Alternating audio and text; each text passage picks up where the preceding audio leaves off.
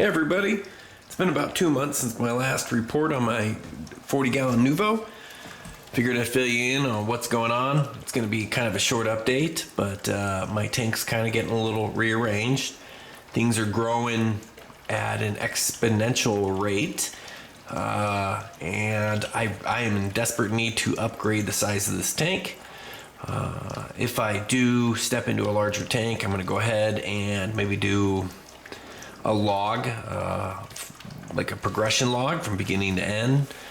I don't know, I'll give you a little bit of update here though, what's going on. As you can tell, I removed the pink bird's nest that was shadowing out a lot of my corals.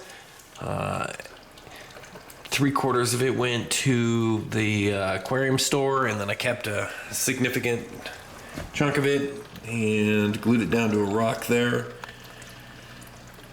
Just gonna have it hang out in this tank and try to keep it happy and healthy until I can step into a larger tank.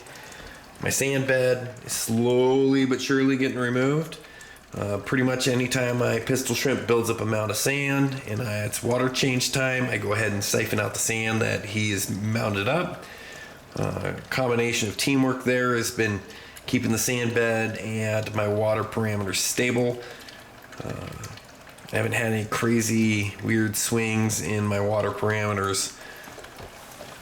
As you can see, my hammer coral is definitely growing and splitting and creating new heads. The last time I showed the coral off 2 months ago, it was not nearly this size. It is a very happy coral being so close to the light source. Duncan coral's looking happy and healthy.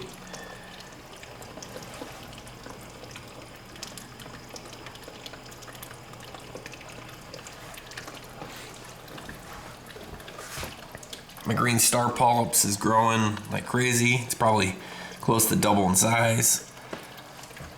There's been a couple of the zoanthids that I've had to re-glue down to new rocks or move. My tuxedo sea urchin likes to reorganize my tank nonstop, and so I will put stuff in my tank, and then next thing you know, it's been rearranged. I'm gonna try to get this on camera. You might see that little speck floating around there. It's these weird type of organisms that I keep finding in my tank. They look almost like little tiny box jellies. Oh, and now it's gone beyond in my rock work. But they do have like 4 tentacles on them. They will stick themselves to like the glass or whatnot, and then release and float around the tank. And I definitely know they sting. Whatever they are, they're stinging, because the fish will grab a hold of them and then spit them out right away. It's kind of cool. I periodically see them in my tank. Not exactly certain what they are, other than the fact they're smaller than a pea and they kind of look like a little box jellyfish. If anybody else has seen those or know what they are, please leave a comment. That would be super cool. The candy cane coral that I got is starting to split and divide.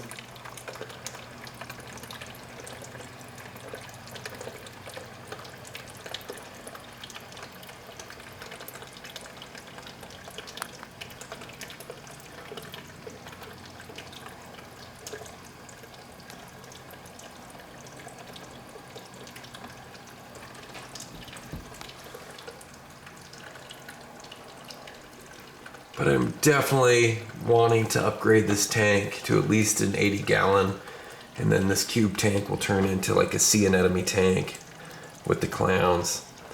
I think they'd really appreciate a couple nems in there. It's too small of a tank just to have a combination of corals and sea anemones. Sea anemones get too big, they like to divide. Minus the fact that I have the one rock anemone, but for a rock anemone, that thing's huge. It's like the size of a softball. It's probably one of the biggest rock anemones that I've ever seen. But if you guys got any question about what's going on with the tank, feel free to leave me a comment.